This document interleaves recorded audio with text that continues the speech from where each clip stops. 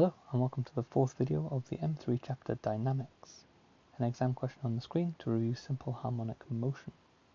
The rise and fall of the water level in a harbour is modelled as simple harmonic motion. On a particular day, the maximum and minimum depths of the water in the harbour are 10 and 4 metres, and these occur at 1100 hours and 1700 hours respectively. So what we've got here is the water up here at 1100 hours at a height of 10 metres, and at the bottom 1700 hours 4 metres.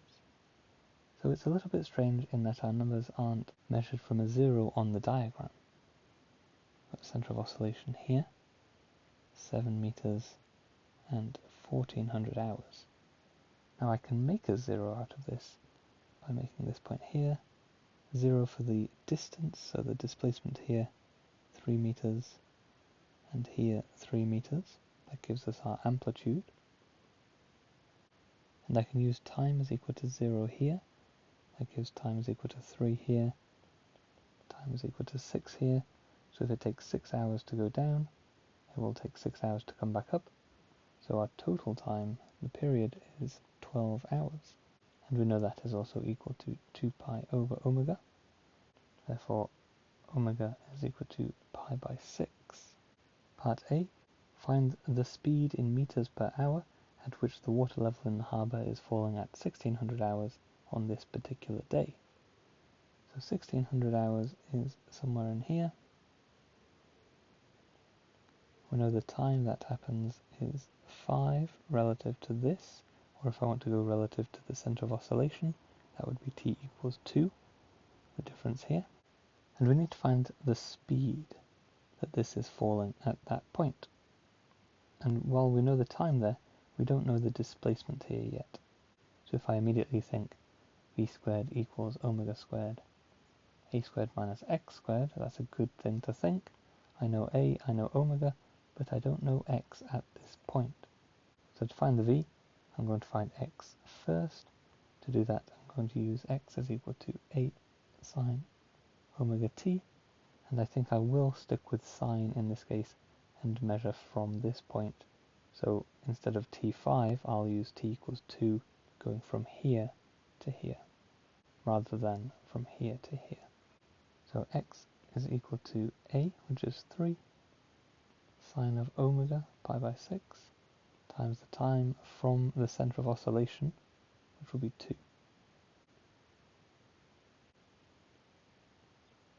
And that gives me 3 root 3 over 2 for x.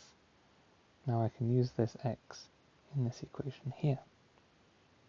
So v squared is equal to omega squared, pi squared over 36, times a squared, 9, minus x squared. And that all gives me pi squared over 16 for v squared. Therefore, v is equal to pi by 4 meters per hour, or 0.785 to 3 significant figures. Part B, find the total time between 1100 hours and 2300 hours, that's 12 hours later, so that's one full oscillation, on this particular day, for which the depth of water in the harbour is less than 5.5 metres. The depth of water in the harbour, that's the red numbers here, so 5.5 is over here, and in terms of displacement from the centre of oscillation, that is 1.5 metres. So this is the same as x is equal to 1.5. So if I know the time from here to here, then I can double that, and that's the amount of time it spends below 5.5 in one full oscillation. So I'm going to change. Now I'm going to use cosine instead of sine, but remember we're still measuring x from here, so that's 1.5 for x. Time will be measured from here. So part B, x is equal to a cosine omega t. 1.5 is equal to 3 cosine pi by 6 t. So t is equal to the inverse cosine 1.5 over 3, and then times it by 6 over pi.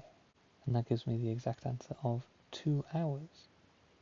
So from here to here is 2 hours. I need to double that now because it comes down, there's one section, and then as it comes back up there's another section. So 2 lots of this gives me 4 hours, and that is the final answer, the amount of time spent below 5.5 meters. In this video we're going to apply what we've learned in the previous video to solve horizontal oscillation problems, specifically those involving springs and strings. So if we attach a particle to a spring or a string on a smooth horizontal surface, the oscillating motion will be simple harmonic motion. It needs to be a smooth horizontal surface because if there's friction, you're taking energy out of the system, and that would not be simple harmonic motion, it would be something called damped harmonic motion, where the amplitude of your motion would get smaller and smaller until eventually it would reach an equilibrium. So all of these situations are smooth surfaces. No friction, therefore simple harmonic motion. However, the motion of a string will be slightly different to the motion of a spring, and that difference comes about because a spring can have compression, but a string goes slack. So a horizontal spring will oscillate with center of oscillation at its natural length and displacement equal to its extension or compression, as we had in the previous video to explain what simple harmonic motion is. So for a spring, this is the center of oscillation here, and it extends out, and it compresses in, and your simple harmonic motion occurs between these 2 points, and it's all very reasonable.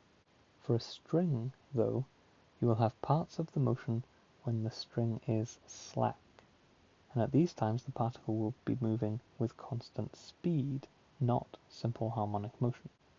So what we've got here is, if you can imagine an extended string here, this tension pulling it this way, you're going to have simple harmonic motion for the first part of this, just as you would with the spring coming from here.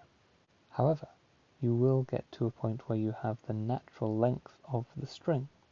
Now here that was fine, the natural length of the spring then goes on to the compression. But here, as this comes this way, you then have a period where the string is slack. It doesn't compress, it's not pushing back out. You simply end up with a wiggly string as the particle continues to move this way. Assuming it doesn't bump over the string, it continues to move, and it comes out the other side, wiggly string, still slack, still moving with constant speed, until you get to the point where the string is at its natural length on this side, and then you get simple harmonic motion again as it extends over here up to its maximum extension on this side. And of course, as it extends over here, the tension is then acting this way. So what we have here is simple harmonic motion while the string is taut. As it goes slack from natural length to natural length, you simply have constant speed. Then simple harmonic motion here when it becomes taut again. So you've really got to be careful to know if you're using a spring or a string, because they're quite different in the motion that happens. In terms of the equations though, they're fairly similar because they're both using tension, or in this case thrust as this compresses, in Hooke's law. And we can combine Hooke's law with F equals ma to get the equation for simple harmonic motion that we know and love. So if you've got tension is equal to lambda x over L, you've got to be careful, this x will not always be the same as this x. It might be in some situations where you have the center of oscillation here, the extension here, the displacement from O is the same as x, but you could have a situation where that is not the case. For example, if you had 2 strings, one was a certain length and modulus of elasticity, and the other one was a different length and modulus of elasticity, and you attach a particle between the 2 of them, fixed here and here, and then you moved this off center and released it, the extension in the 2 strings might be different, and the center of oscillation might not be in the middle. So in a situation like this, you've got to be really careful about what you mean by x, where the extension is here, where the extension is here, and where the displacement from the center of oscillation is. They might all be different. Put that to one side for now. The basic idea, if you've got the tension like this, and we've also got the equation F equals ma, which as usual I'll change into this, then the tension in a simple situation, the tension might be the only force, say on a spring, and that's working in the opposite direction to displacement. So when you put that in here, we get minus lambda x over L is equal to mx double dot. Rearranging into the usual form, we get minus lambda over ml x. And because lambda, m, and l are all positive constants, this is in this form. So I would not particularly recommend remembering this because it might be different for different situations. This very simple way through would not be what you would do for this, for example, because here you would have two different tensions. You would need to include both of those as part of your resultant force, and you would need to be very careful to get the extensions here in terms of the displacement from the center of the oscillation. And we'll look at something like that in the second example. First example first though. A particle P of mass 0.6 kilograms rests on a smooth horizontal floor attached to one end of a light elastic string of natural length 0.8. So this is a string, not a spring. Modulus of elasticity is 16. The other end of the string is fixed to a point A on the floor. The particle is pulled away from A until AP measures 1.2 meters, which is greater than the natural length, and it is then released. So let me draw out what we've got. We've got A here. It's pulled out to particle P here, and that's 1.2 meters away. We know the natural length is 0.8, lambda is equal to 16, and the mass is equal to 0.6.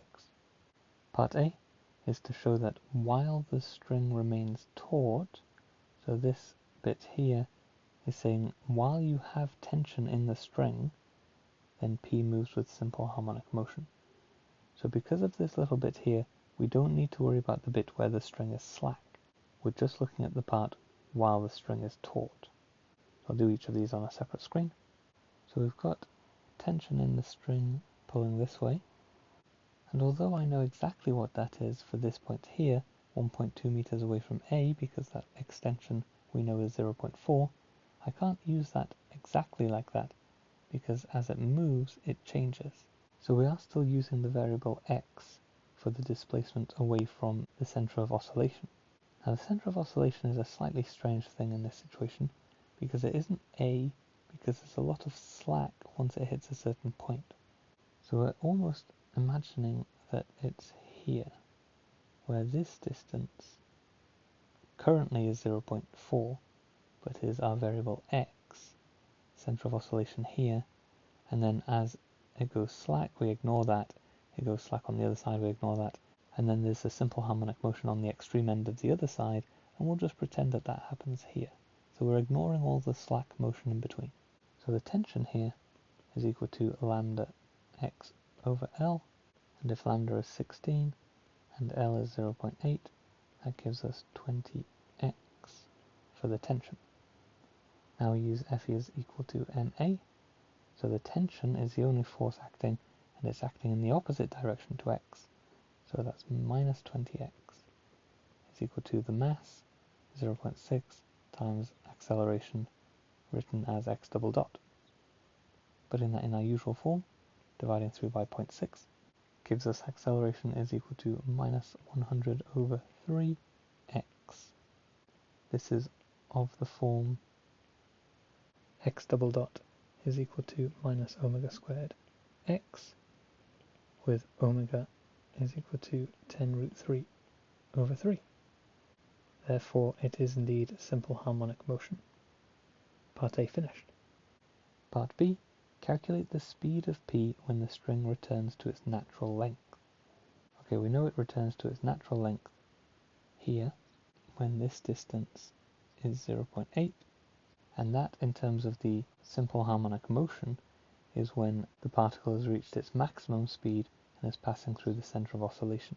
So in our imaginary little oscillation, just from point 4 to point 4, A is equal to 0.4, omega we just found is equal to 10 root 3 over 3. And we know the maximum speed happens at displacement is equal to 0 from O, using the equation v squared is equal to omega squared a squared minus x squared. So v squared is equal to omega squared, that's back to 100 over 3. A squared is 4 over 25, minus 0 squared, of course it's just 0. That gives us 16 over 3 for v squared, so v is equal to 4 root 3 over 3, or 2.31 meters per second to 3 significant figures. Part C. Calculate the time that elapses between the point where the string becomes slack and the point where it next becomes taut. Okay, this is quite an easy question because of the smooth table. We know the speed when it becomes slack is 4 root 3 over 3, and going from the natural length on this side where it just becomes slack to the natural length on the other side where it just becomes taut again is just constant speed all the way through. So the equation we're using is just time is equal to distance divided by speed. We know v is 4 root 3 over 3.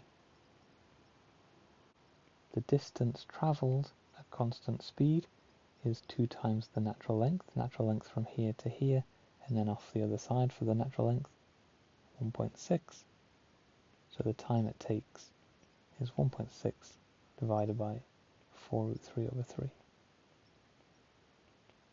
Which gives us 2 root 3 over 5, or 0.693 seconds to 3 significant figures. Part D. Calculate the time taken by the particle to return to its starting point for the first time. So if we break this down into its different pieces, we've got the time, first of all, from here to where it goes slack. That effectively is the first part of the simple harmonic motion. Then the time we've just calculated, from where it goes slack here to passing on the other side to where it goes taut again.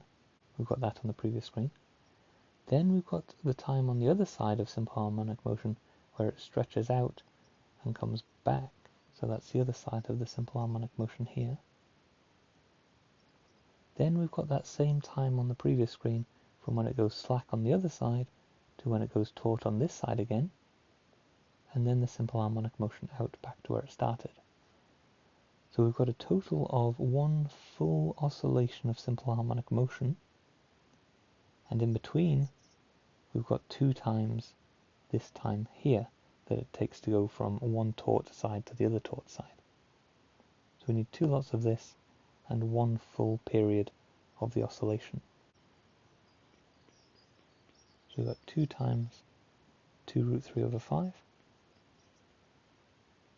for the 2 times where it goes slack, plus 1 full period. And we know that 1 full period is equal to 2 pi over omega, and we know omega was 10 root 3 over 3. And that by itself gives us root 3 pi by 5. So our total time, adding that together with 2 lots of this, gives a final answer to 3 significant figures of 2.47 seconds. Second and final example, a particle P of mass 0.8 is attached to the ends of 2 identical light elastic springs of natural length 1.6 and modulus of elasticity 16. The free ends of the springs are attached to 2 points A and B, which are 4 meters apart on a smooth horizontal surface. Okay, let's draw that out first. We've got A here, first spring here with the particle attached to it, and then the second spring attached to the particle, and then attached at B. Now A and B are 4 meters apart, but the natural length for each spring is only 1.6, so they are both stretched already. Then we're told the point C lies between A and B such that ABC is on a straight line, so it's on here, and AC is 2.4 meters. So it's about here, where this is 2.4, so this is 1.6. The particle is held at C and then released from rest. show that the subsequent motion is simple harmonic motion. This is a situation where it's slightly more complicated than the previous one, as mentioned in the notes, because we've got two springs here, so there are two tensions to consider. And again, at this point here, I can find the tensions. This one doesn't have any tension because it's at its natural length, but as it moves, this will have tension. So I need to consider the extension as a variable. Again, I'll do these on separate screens. So we've got tension this way for this one, call that T1, and tension this way for this one, call that T2. And as I said, initially T2 is 0, but it will increase as the particle moves. Our center of oscillation is going to be the center point here. So from O, this is 0.4 meters, and the motion will extend again over this way, 0.4 meters as well. Now comes the important part. We've got the natural length of this spring, 1.6, and then we've got an extension 0.4, then we've got x as in the displacement from O, not x as in the extension. So the extension of this spring will be 0.4 plus x, where x is the displacement from O. So T1 is equal to lambda, and normally I would write x here, but I'll write E over L, where that E is 0.4 plus the displacement from O, and then divided by the natural length, 1.6. We know lambda as well, so I'll put that in as 16. T2 is very similar, lambda E over L. For the other spring, lambda is still 16 because they are identical. And then 0.4, again, because we've stretched just to get it to the center of oscillation before we moved it over to C, we had a stretch of 0.4 minus x to get it to C. So minus x there, divided by the natural length 1.6. Now we can combine these two in the equation F is equal to ma, but let's just be careful here because from O to C, the displacement is this direction. So we're going to start with positive in this direction, which means T2 is acting in a positive direction, T1 is acting in a negative direction, because we take these relative to the direction of the displacement. So we end up with T2 minus T1, then this has to equal 0.8 times x double dot. So if we look at T2, we've got 10 there, expand this bracket to give 4 minus 10x.